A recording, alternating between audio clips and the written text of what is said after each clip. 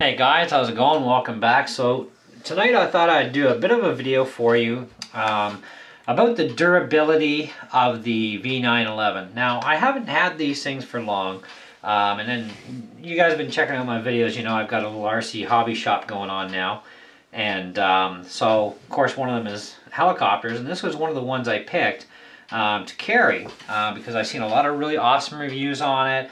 I've watched a lot of flight videos, and of course I've been watching some repair videos too, because I've been wondering how you get the boom out and that for repair purposes, and of course I found out how to do that.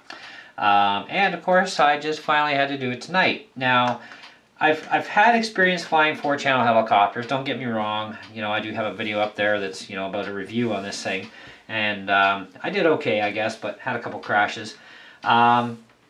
I've flown the 4-channel coaxials, and they're actually a little bit easier than what this thing is.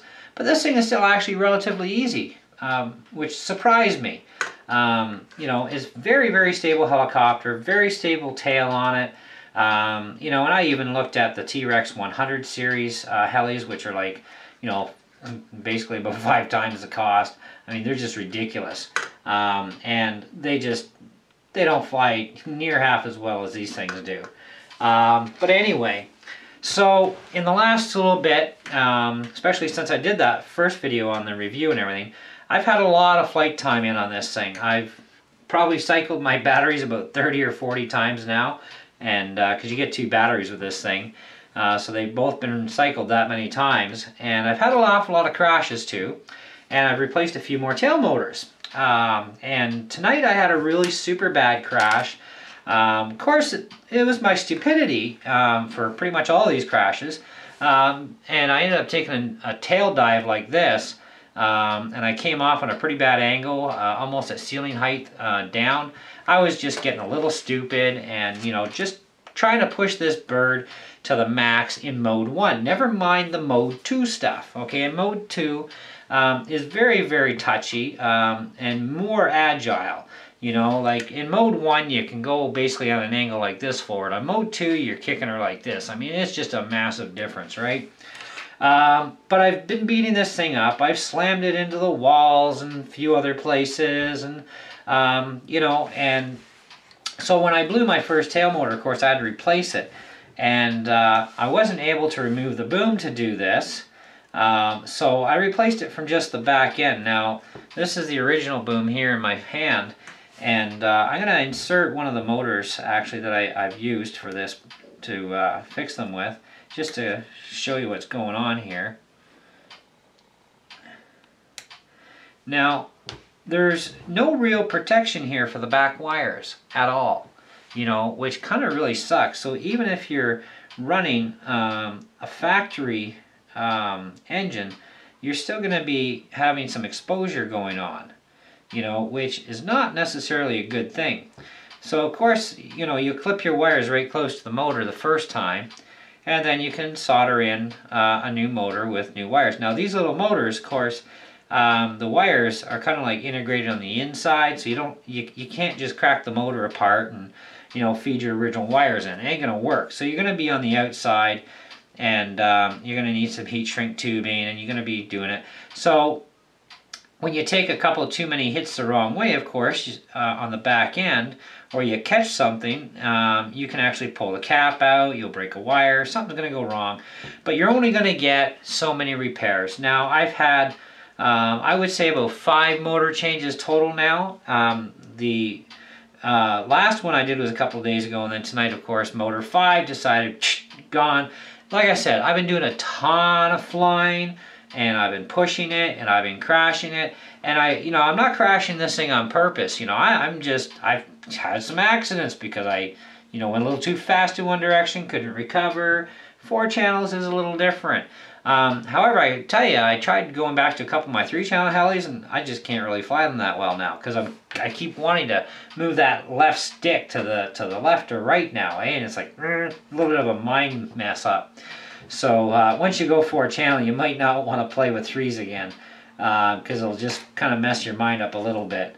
But I'm sure you can get used to it. I just got to take time at it. Anyhow, couple things too that are new. I took this thing out on the back porch the other day. It's a bit breezy outside, which I thought, you know what, I'm going to lose this bird or I'm not. Who cares, right? It's my demo machine. I bought it as a demo because I do sell these things.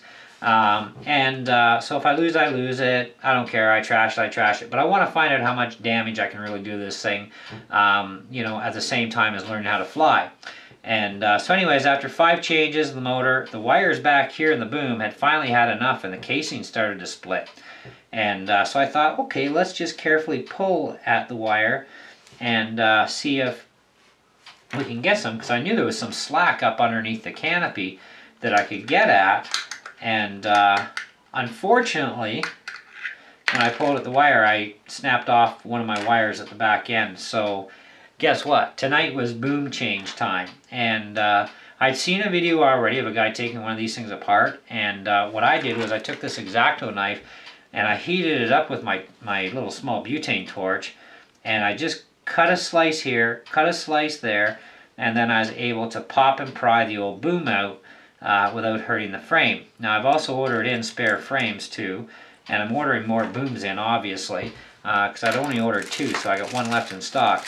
But the thing I found out is these booms, I don't know what it is, but I don't think these booms are actually for the V11, even though they were on the V11 parts order list.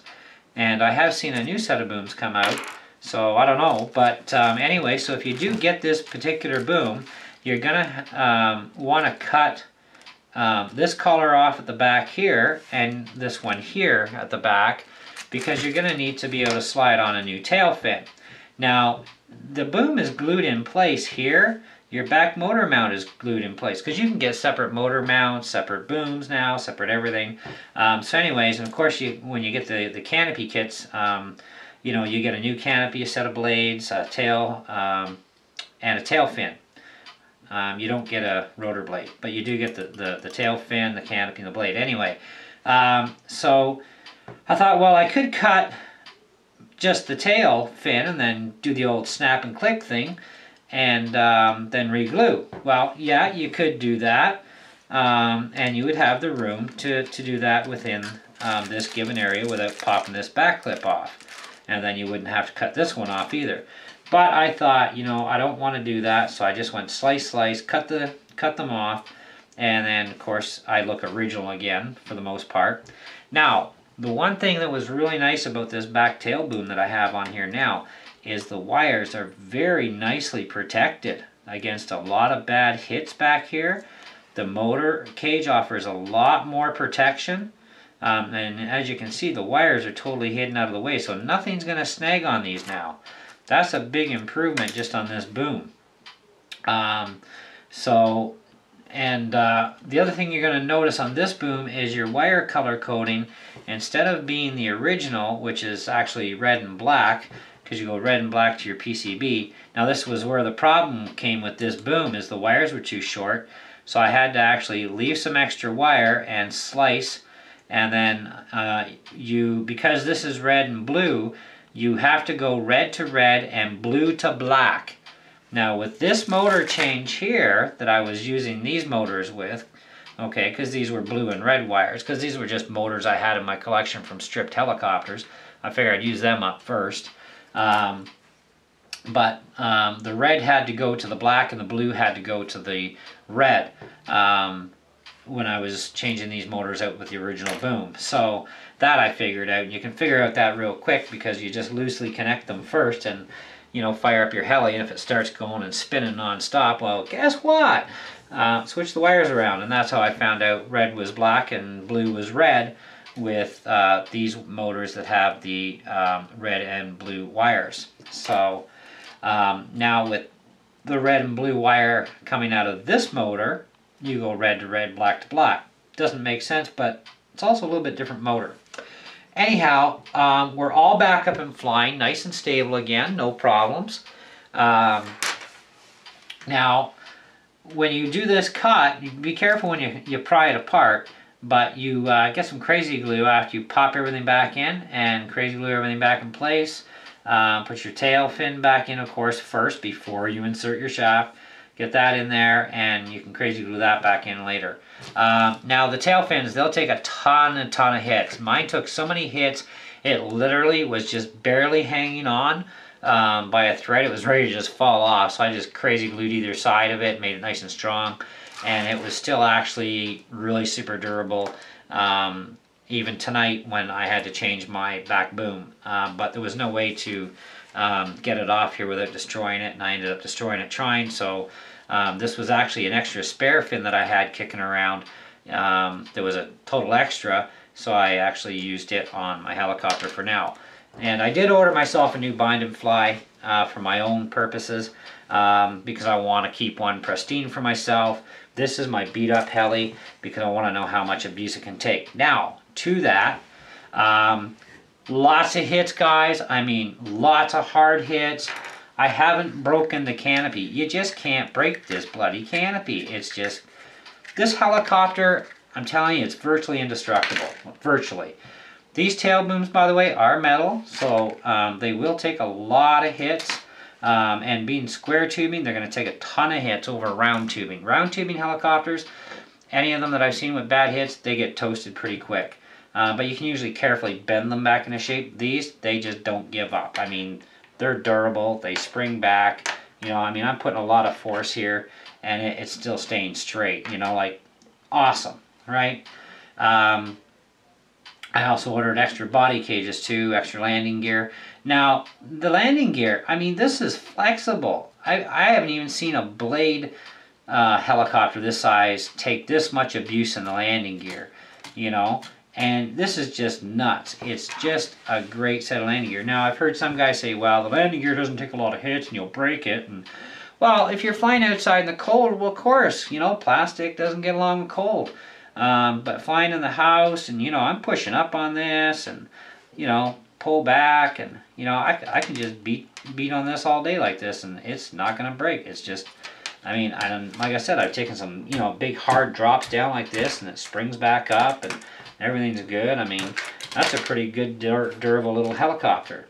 I've done no damage to the swash plate area or to the main shaft at all. Everything still spins perfectly true, even with some of the really hard whacks I've taken.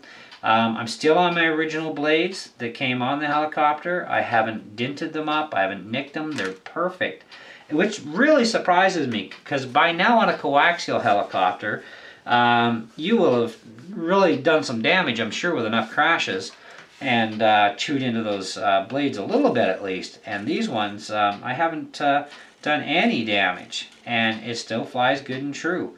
And very, very amazing.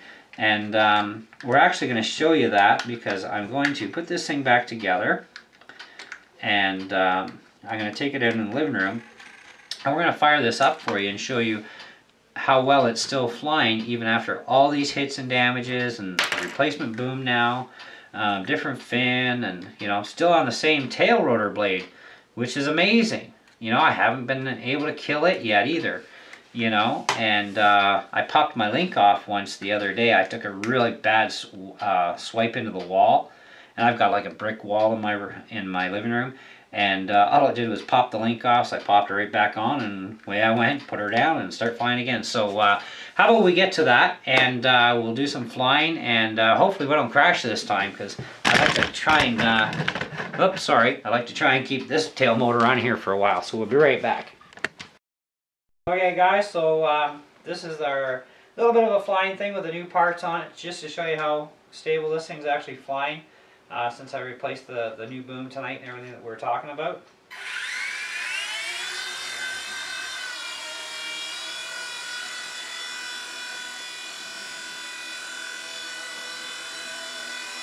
So it's holding really well.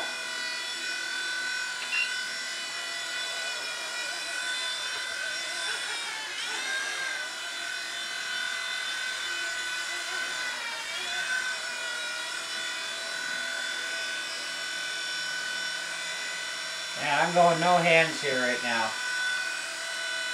And it's just doing a great job. So our repair turned out really good. We've got a good stable hover.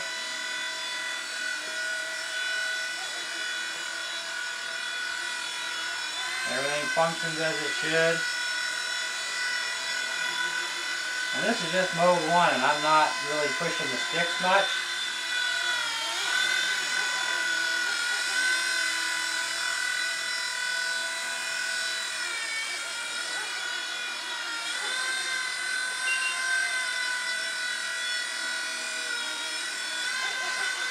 Mode 2.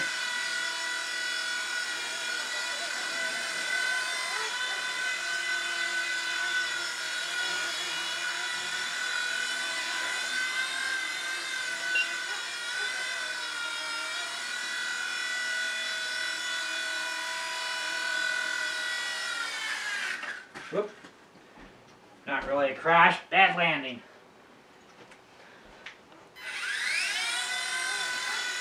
Now I am finding as far as battery power goes, I'm getting a little better than actually 6 minutes out of these factory batteries. At first I didn't, so the first couple cycles I was getting about 5 or 6, but I'm getting a little bit better than 6 minutes now, but not by much. You know, so that's not bad for stock batteries. Well, I actually can land, haha. But anyway, so like I said, this thing's been through a ton of abuse from me.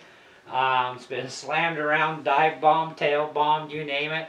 I've really done a lot of bad hits, and by now, on other helicopters, I would have totally trashed them by now. And the most damage I've done is what I've told you, and which is all I've done. And it's amazing. It's a great bird. It's virtually indestructible.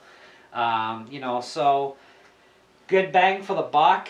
You know, very little on repairs needed. So, you know, so far, and it's been doing great. So, anyways, that's pretty much the end of this one. So as far as durability goes, she's really good. So we'll see you in the next one.